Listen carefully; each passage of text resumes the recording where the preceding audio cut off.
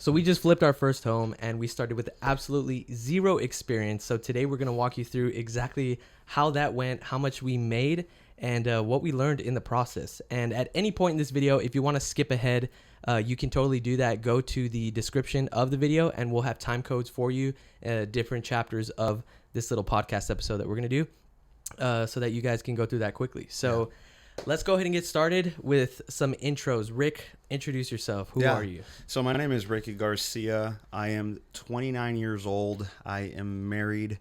Been married for about 4 years now. I got to get that number right. 4 years. And have a little girl, 2 years old. Her name is Emberly Rose Garcia, and she's a little firecracker. She's amazing. Yeah, she's awesome. So work at the family church full time. That's what I do full time as a campus pastor. And on the side, we have our business called Good Home Properties, LLC. Yeah. Yes, Good Home. And I am Ben, for those who don't know me. And I also work at the family church full time. I'm the youth pastor here. Ricky's actually my boss, which is really cool. On the church side. Yes, on the church side. And we actually met in high school, which we'll get into here in a little bit. Fun story. Very fun story. But finish up my intro. I'm married as well, going on 4 years. The beautiful Holly Garcia, and got a little boy named Judah. So that's been super fun.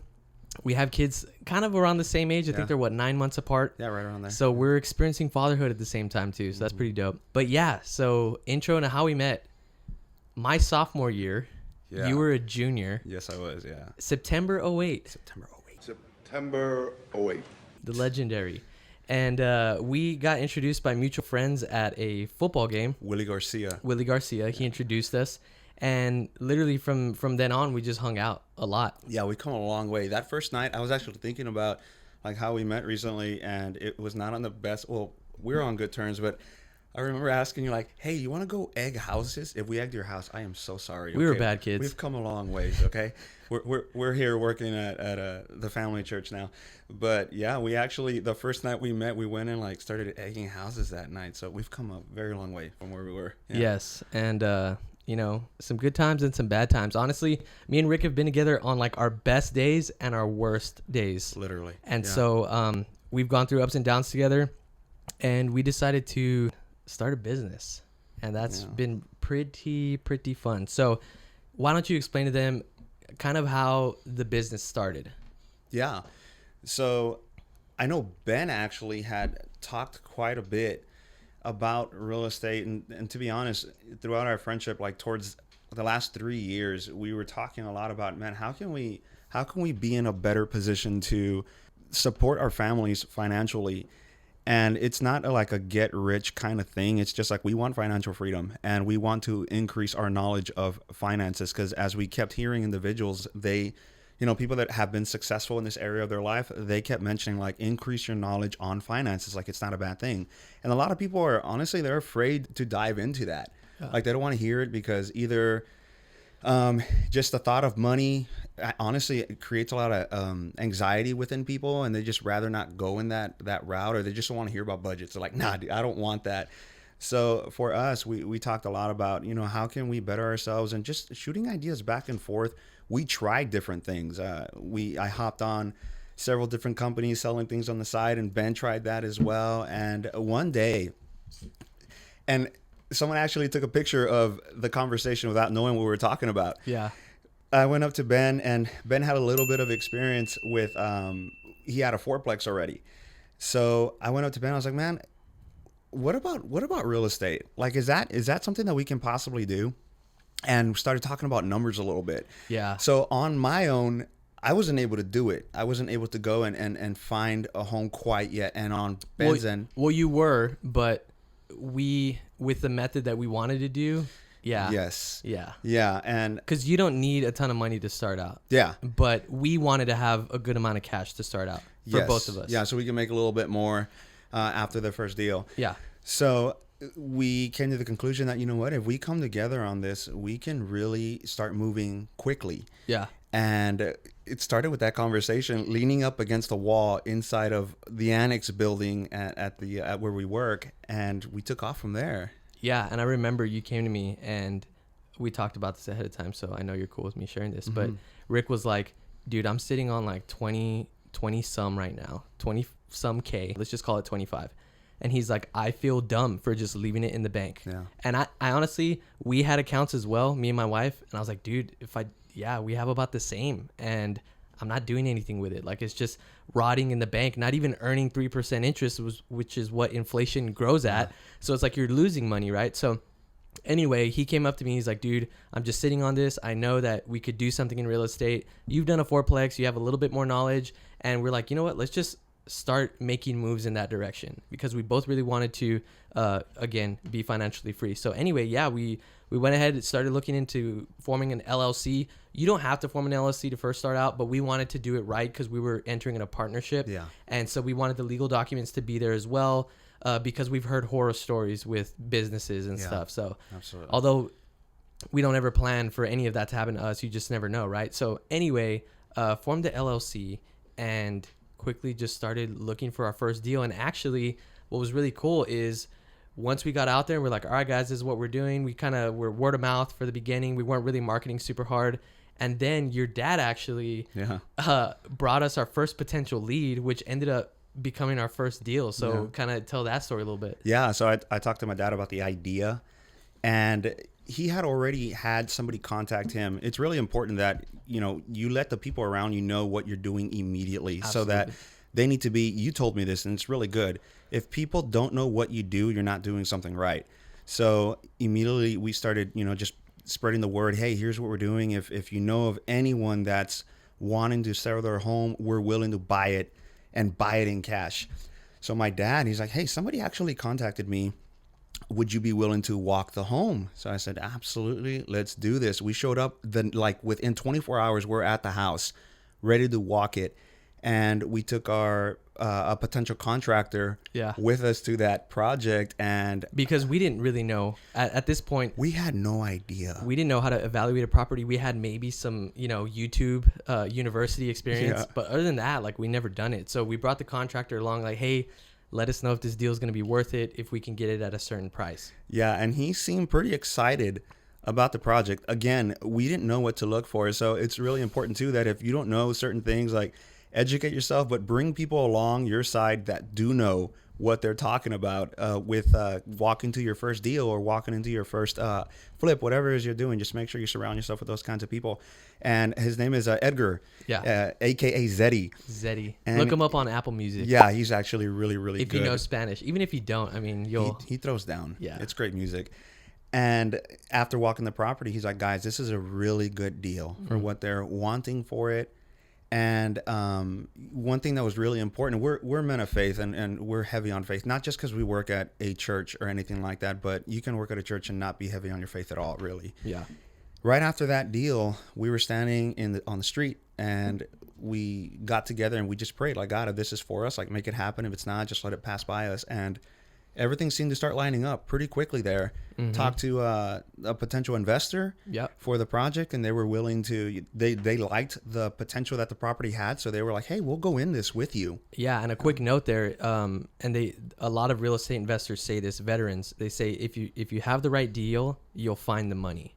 Mm-hmm. So if you can get the property for a good enough price, you will find investors, because there's going to be collateral. The property is collateral. Let's just say we completely flop on the deal. We lose all of our money. The investor would take hold of that property, and really they would make some money there. So if you find the right deal, there's going to be investors that are willing to help out for that. So we actually borrowed $50,000 is what we agreed to borrow. Mm-hmm. And we told our investor that we would give him $8,000 when we sell the home. Yeah. And that is 16% return on investment. Yeah. And if, depending on how long this took, we didn't really know, but it's more than likely it was going to be less than a year, and it ended up being a lot less than a year. And so they made a pretty good return. Yeah. And that is high for a private loan, but we both agreed, like, hey, this is our first deal. We don't mind if this investor gets a huge cut, because they're helping us start out, and we're going to be able to move a lot faster once this first deal is done. Yeah, get some more cash in our pocket, and then we'll be able to quickly invest again. That's right. Yeah. Yeah. So we ended up going in ourselves. We bought the home after closing. $75,000 is what it came out to. Yeah.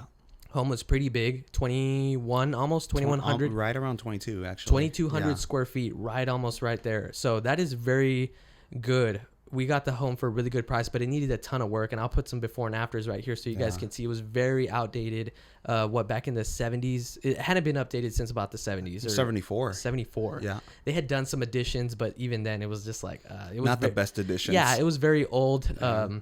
Some stuff that we had to change. But anyway, we ended up putting 50 ourselves. We borrowed 50. So that put us at 100, right? And we figured that we factored in, guys. This is the fun part. That the renovation was going to cost us, drum roll please, $12,000 to $15,000. Yep. That is what we factored in. Yeah. And we thought that after that, it could go for 145 on the market. Yep. Is what we did the math for. So, I mean, you guys can see how there's some spread in there. We make some cash. Cool. Get out of there and sell it quickly. Well, we greatly underestimated both of those numbers, really. Yes, the first number by a lot, almost double. We basically ended up spending twice as much as we factored in for that deal. Literally twice. So, excuse me, $30,000 is what the rehab cost. And is that right? Yeah, 30,000.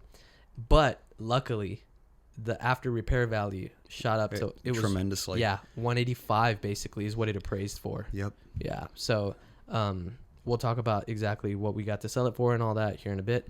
But yeah, that's kind of the numbers for you guys right there.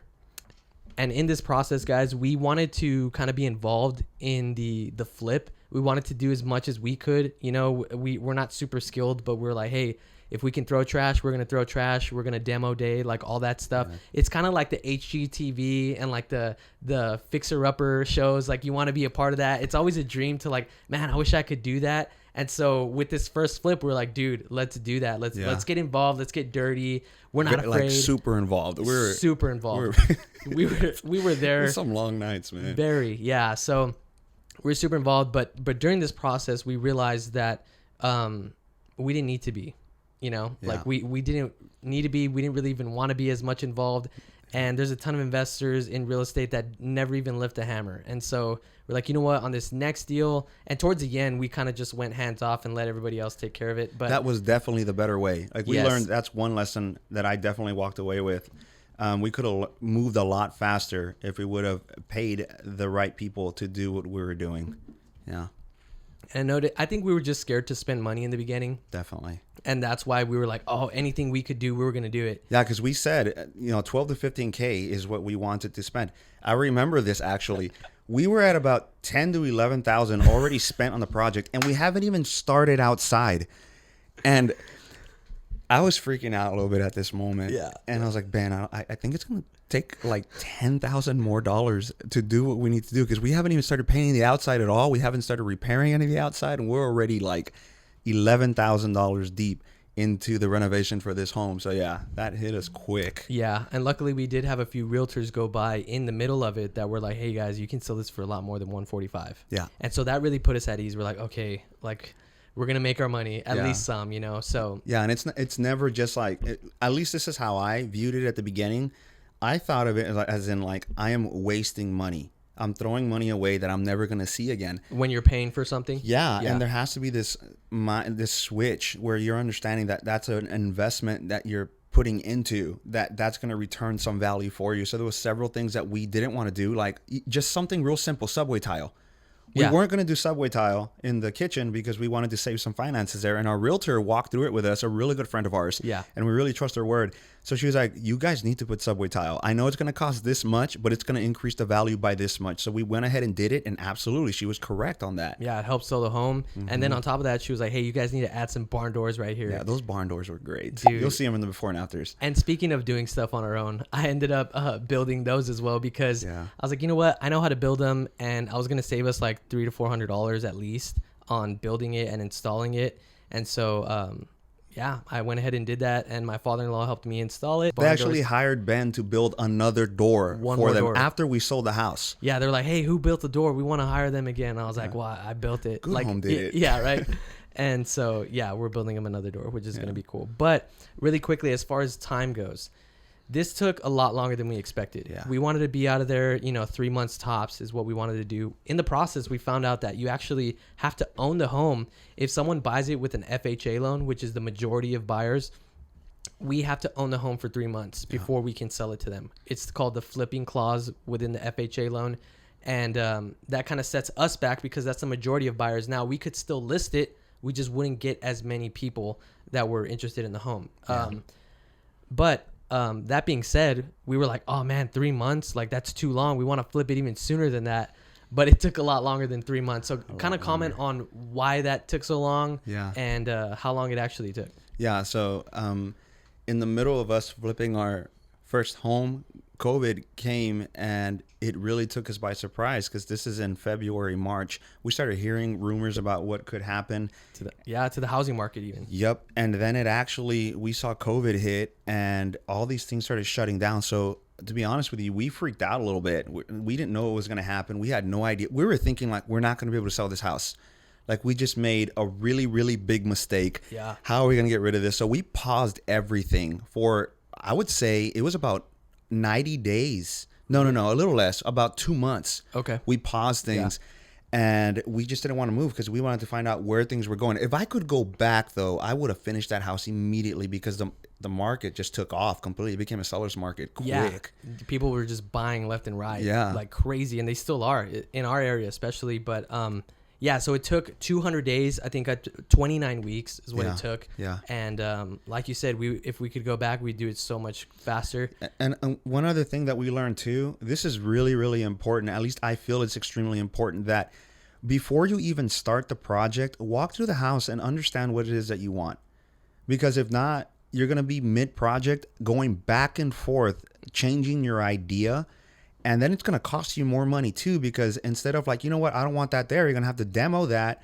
If you already painted it, if you already did all that, we had to do that a couple of times instead of just doing it right the first time. So if I could go back, something that would really speed things up for us is lay out exactly what you want. Go to an architect. They're not as expensive as you might think. The one that we were looking at is about $350 to draw. So it can be anywhere in the ballpark between $350, $500, maybe a little bit more. But they will save you a lot of time and money. Yeah. Yeah. So have them draw up what you want the house to look like, make the additions, blow the walls out, whatever you want to do, have it digitally, and then you just hand it to your contractor and say, this is what we're going to do. And they just go from there. It gives them a template, makes it so easy for them. And so let's get into some of the numbers. I know they're super curious as to, what percentage return on investment. We don't want to share specific numbers, but if you can do math, you can kind of get the gist of it. But we ended up going in a lot more than 25. So the investor stayed at 50 and we decided, you know what, we're not going to borrow from anybody else. We're going to front this ourselves. We reached into the depths of our savings and put our life savings on the line. Yeah. I went in, I think a total of like 34. It's 34-ish. Yeah, around there. Yeah. And then you went in 40. So I was in 34, he was in 40, and the investor was in 50. Yeah. So we ended up, after everything, the home listed and sold technically for $182,500. That's right. But we gave them $2,500 for closing costs.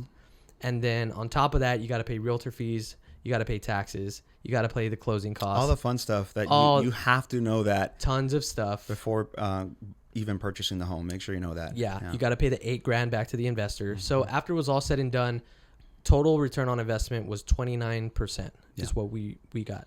Yeah. Now for 200 days, that's not like that's really good. You're not going to get that like hardly anywhere guaranteed, like legit. It was a really sweet deal regardless. Yeah, exactly. So if we can do 29% or more a lot faster, these next deals are going to be really lucrative for us for sure. So certainly. Those are the numbers, guys. If you are wondering, I'm sure there's people out there that are. And real quick, while we're talking about numbers, I actually want to talk about this is something that I was really excited about when we did start real estate investing, the amount of people that we get to help in the process. Yes. And if you can comment on that, and I'll chime in here and there. Yeah, absolutely. One thing that's really important, at least this is where we stand, and can I backtrack real quick and talk about just the partnership side of things for a moment? It's really important, guys, if you are looking at partnering with someone in something, especially financially, that you guys have the same values. Because if not, you will begin to split ways really fast, arguing about things that are not important. You need to make sure you see money exactly the same. Ben and I see money as a tool. we don't see it as the end goal. It's just going to help us. Honestly, it's going to help us bless more people. Yeah. And in going into this project, I mean, in the middle of the pandemic, we were able to help a lot of people out. The people that were working there, there's a different mindset that we had. Not just like, I need you to work for me. I don't think that's the right mindset at all. Instead, you're helping me and I am helping you. You're blessing me. And at the very same time, we're blessing you with work, and we're able to pay you for what you're doing. We had the neighbor was awesome. They really helped tremendously. Super cool. The neighbor, we were constantly taking him sweetbread, even writing him a little check, because he would check up on the house and he would call us and he'd say, hey, there's the door was left open. Remember that one? The door was left wide open. I went and closed it for you. I was like, man, thank you so much. Golly. So we blessed him in some way. So every single person that had a part to play, from the realtor to the workers to the ACE technician that went and helped us, to the lawn guys that went and laid the grass down, all of them took part in what this house was able to produce. That is our mindset throughout all of this. It's not about, how can we gain ourselves? No. How can everybody that is a part of this gain? Yeah. And going into projects, that is our mindset. Good Home is not just like, oh, this is for Ben and Ricky and our families to increase, and everybody else. It's just as much as we can gather for ourselves, the better. That is not how we're going into this at all. And that's not how we're going to continue. We're going to have the mindset of, how can we just continue to bless others throughout this process? And what was really cool too is the family that we bought the home from, they had a cushion going into COVID-19. Yep. So they had that money. They didn't have to stress out. They had a little bit of cushion so that they can afford to pay their bills even if they got laid off. And they had been trying to sell that thing for 3 years. Yeah. On and off, yeah. like in and out. But they'd been trying to get rid of it. So us stepping in, it blessed them too. Because they were just paying taxes on it. It was vacant. They weren't even renting it out. Yep. Yeah. So that was really cool. And I really enjoyed being able to like seeing that our finances and this deal that we kind of like got and created was blessing people, and we were able to employ them. So super cool. Make the neighborhood better. Exactly. Everything. Tony too. Tony, that's the name of the neighbor neighbor actually. Tony was just very grateful. He's like, man, you guys are increasing the value of my house at the exact same time. And really the house, you'll see the pictures, it just looked completely different. There was a lot of people interested. Honestly, driving by. Can I rent this house? When are you guys selling this house? So it was a good deal for the neighborhood. I think the whole block went up like $2 a square foot, I'd say. Yeah, maybe actually. All right, so now we're gonna go into the Q&A portion of the video. We had some of you guys on Instagram submit some questions, so we're gonna go over those right now. Okay. Very first question is by @OKCVC on Instagram. She asks, besides the unknowns, what was your biggest challenge? What was your biggest challenge besides the unknowns? I mean, the unknowns are basically the biggest thing. This one's kind of, it might not be what people might be thinking, but my biggest challenge personally was the day that we were trimming all the trees. Mm-hmm. There were 4 or 5 massive trees on the property that we needed to get rid of. And this is going somewhere, I promise you. And I just remember being really frustrated and thinking to myself, I had no idea how much work this was actually going to take. I think that was my biggest challenge personally, just not understanding like the work that it actually takes to make something like this happen, because you can have the finances lined up and all that good stuff, but we chose to put ourselves at the front line, like we mentioned at the beginning, and really we wanted to learn, what does it take to flip one of these? One thing for sure, I value people way. When I see someone cutting a tree, like someone that's hired at a house trimming trees, mowing the lawn, I'm like, man, I have a total different perspective of what you are doing right there, because I understand the work that goes into this. Another challenge I found, and I told someone recently that the house, literally what we spilled blood, sweat, and tears to make this thing happen. And all 3 of those actually happened. There was a lot of sweat that was laid there. For sure. There was definitely blood. We cut ourselves several times. One of our friends got a nail through his foot, had to get a shot and everything. And there was one specific moment where, and this is actually a really cool story. I don't even think I've told you, but I was in one of the bedrooms and we were ripping out the carpet, and at the edge of the carpet, there's like a piece of wood and it's nailed in so that's kind of what holds the carpet down. And I was in there by myself and I was ripping the board out, and I was so frustrated. There was a lot going on at that time. And I remember kind of tearing up a little bit. I was like, man, I feel like a wuss, like man up. But I was just like, it was a lot at that time. And I kind of started tearing up, and at that time, it just so happened that that night, within 5 minutes of me feeling that way, my brothers, I have a lot of brothers. There's like 5 of us, and I have my mom, my dad, and Y'all can't even squat up how many there are. yeah, seriously, there's a lot. They show up and just start helping. Hey, what can we do? I was like, oh my gosh, like all this hit me out of nowhere. They just started moving stuff, throwing trash. Your mom was there. Yeah. Your sister. I couldn't, honestly, I was really shocked at what was taking place there. But, you know, some of the unknowns, those were some of the unknowns, not understanding how much something was actually going to take. So if you're interested in this, first off, there's no such thing as easy money. No. That's not going to, if you're planning on winning the lottery, that's far and in between. It's probably not going to happen, but there's no such thing as easy money. You gotta really get your head in the game, know what you're going to do, and have this mindset of like, I'm going in like full attack mode to make this thing happen. And there's going to be moments of weakness. Yeah. But in those moments of weakness, man, just people, somehow they surround. I was actually praying when I was moving those things, like, God, this is really hard. Like I was kind of complaining a little bit.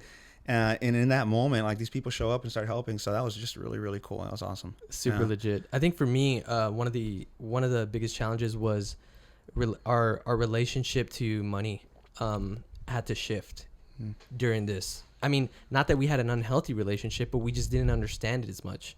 I think that we learned a ton, like what we're talking about earlier. Like we weren't comfortable spending on, splurging on something because we're like, oh, I don't know, we're just wasting this money. It's just flowing out without realizing like, no, this is something that there's a return on investment here, and we need to be comfortable with spending where we need to spend. And so I think for me, that was the biggest challenge, was like, shoot, we're gonna have to throw down an extra $15,000 that we weren't expecting, and it not letting it eat you, but like, okay, it's gonna be okay. And it can cause you to lose sleep. Definitely. Literally. And what was really good about this partnership, and we're blessed to know God and to be saved and to have the internal peace that Jesus brings, because there's definitely moments where it's like, dude, we don't know what's gonna happen. From one day to the next, but we're able to build each other in those moments. Like there's times where I'm freaking out, and you're like, Ben, like it's gonna be all right. Yeah, it's a good balance. Yeah, and then there's times where Rick's freaking out. I'm like, dude, God's got this. We're gonna get through it. Like, don't worry about it. That just happened 2 days ago. Yes. 3 days ago. Yeah. Yes. Yeah. So anyway, yeah, for me that was a big challenge. Thank you for the question, OKCVC, Karina. Number 2, at Zoe Webb asked, why did you guys start this? And another follower of ours, I am Noreem, asked the same type of question. How did we come to the conclusion to start this business? I think we went over that a little bit in the beginning, but really. So the why? Yeah. The why is just pretty clear here in a nutshell. We want to reach financial freedom. And there's a quote that's really, really good. It says, if you can't learn how to make money while you sleep, you're going to work till you die. And I don't know about you, but I don't want to work till I die.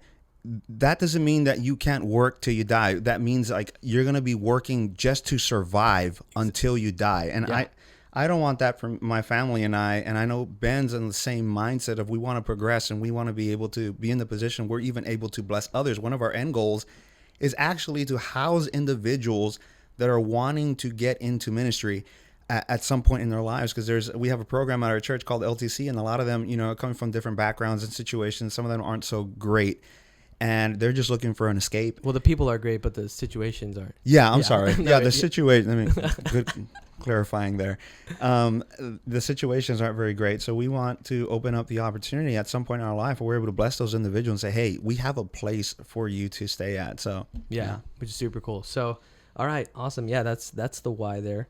Question number 3 by Handro012 asked, do you guys do small remodels, bathrooms, flooring, and countertops? Absolutely. Yeah. We have a partner, Louis Luna. He's an awesome individual. He's one of these guys that he's a contractor, and he is an amazing contractor because when he tells you he's going to be somewhere, he's going to be there. He never failed one time. Nope. Not one time. And if something came up, he was quick to call and say, hey, I'm going to be 30 minutes late. And sure enough, he was 30 minutes late. On the dot. He was honestly incredible. Yeah, super I could legit. rely on that guy like crazy. So regardless of the remodel, we have that partnership. So if you can even reach out to us on our social media and say, hey, I have this remodel that I'm interested in, and we will connect you with him. We have a partnership going with him. Absolutely. question number 4 by Gerardo GTZ32 asked, what kind of challenges did you have finding the workers / how did you find them? Yeah, so our very first contractor, we had a really good crew. And we got with him, the first contractor that we walked through the house with, we got with him, and basically he didn't even charge us. No. He didn't even charge us to be the contractor. He was like, I just want to bless you guys. It's your first home. I want to see you guys get started, which was super cool. He goes to our church too, Zeddy. We talked about him earlier. Yeah. And he had a crew that could do a lot of work. Yeah. They were a ragtag team, dude. They could do plumbing. They could do electrical. They could do framing. They were like ninjas out there. They're what you call a super sub. So like a super subcontractor that can do multiple things. Yeah. So they basically did almost the entire interior of the house. Quick. And then they moved on because they had other jobs come up. Yeah. And we needed to find some other workers. And that's when we put a pause on everything because COVID hit. So we literally told them, hey, guys, we're going to take a break here. Yeah, we shut down for those 2 months, basically. And then, out of nowhere, we get in contact with Louis. Dude, that's such a God thing. Yeah. He just goes up to Rick. Y'all are having a conversation. And then he finds out we're doing this home flip. And he's like, dude, I want to help you guys out. Yeah. And went from there. And that's the second contractor on that job that didn't charge us a cent to help or to just give us his expertise and to give us his time, to give us his to hire him. He didn't charge us anything. We were just paying his guys for the labor. Crazy story. Yeah, he came up. I didn't even know him necessarily. He knew who I was. He's like, hey, I just exchanged some words, and I just happened to ask him, hey, what do you do? He's like, oh, I'm actually a contractor. I was like, that is really funny. We just opened up Good Home, and I explained it. He's like, let me go to your property. Let's check it out. I was like, okay. And while we were there, he's like, I want to help you guys. Dude. So and so cool. We didn't know what that meant at the time. I was Yeah. like, what does it mean to help us? And then he's like, I'm not going to charge you anything for what needs to be done here. I just pay my guys.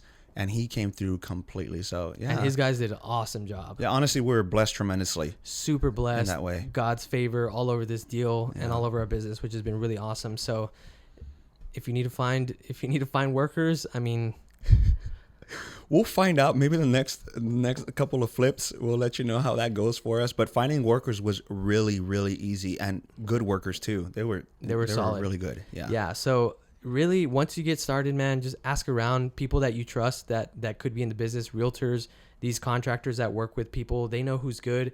Find someone that can vouch for a contractor. Yes. And someone good. you trust that can vouch for that person. That's good. So that you can trust them, because you don't really know starting out what to even look for or how to evaluate a contractor. And don't always go for the cheapest bid. Yeah. That could really hurt you a lot. Make sure that you get some input from individuals. And yeah, this person charges a little bit more, but their work is just incredible.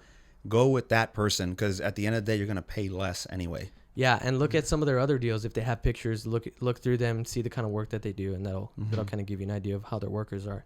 So, I am Noreen asked the last 2 questions. She says, "What experience do you need to start this business?" And I can start out by answering this. Yeah. You don't need experience. You need the willingness to learn. I think that's the biggest thing. Perfect. And with anything, really, you need to have that drive. That's like, you know what? If I don't know, I'm gonna find out. Yep. I'm going to literally, like, we would bite off something and we're like, okay, how do we chew this? Yeah. How do we digest this? Because we're literally going and learning as we go. And yeah, that's a perfect way to put it. Really, the key is just, man, taking your first step and then, okay, what's the next step? I got to learn how to solve this issue, and then just keep going from there. Yeah. Because you can get all the advice in the world, and we were trying, we were asking, and we wanted to learn, but honestly, I didn't really know what it felt like. It's different to, know something in your head, but it's totally different when you actually experience it as a whole. Like, okay, this is what it feels like to be under this kind of pressure.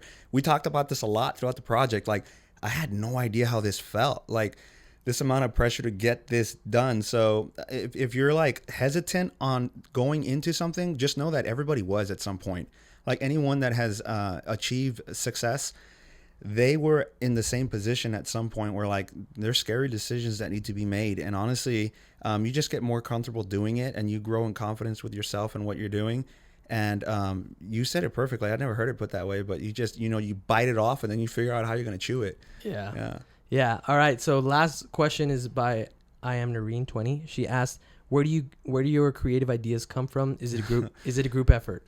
So I would say that the majority of creative stuff I leave up to Rick. He really loves that side of things. He's very detail oriented.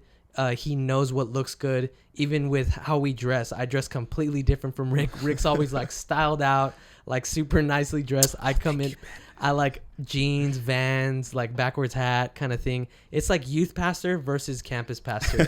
You can imagine that in your mind a little bit. But yeah, so I kind of defer decisions over to Rick whenever it's like something that we're unsure about. He often, will ask me what do I think about this design? I'll give him my opinion, but for the majority of design stuff, I leave that to Rick, and we'll take advice from the contractor as well on stuff. Yeah. And the realtor helped us out as well Tremendously on that design. But yeah, so that's how we do it. Rick's got the eye for that. I mean, Pinterest is really good if you're starting out. That's what I was gonna say. Pinterest was what really did it. Yeah. I went there and we had it was called 2209 remodel, and I just put all the ideas for different rooms. That's the address of our home. Yeah, that's the address. That's why it's called that.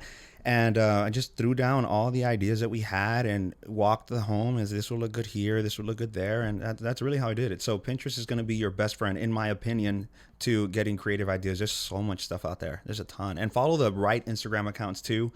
And archive them, save them somehow, that you can create a folder where you save things for remodels and just kind of build that folder up for yourself so you can go and pull from those ideas. Yeah, absolutely. And as we're closing right now, next steps, we just invested in a coaching program that cost us a good amount of money. Yes. But we believe we're going to get our return on investment with that. Yeah. Because we really want to speed things up. We want someone that we can call, that we can talk to, that can guide us through the next, 10 deals very quickly here.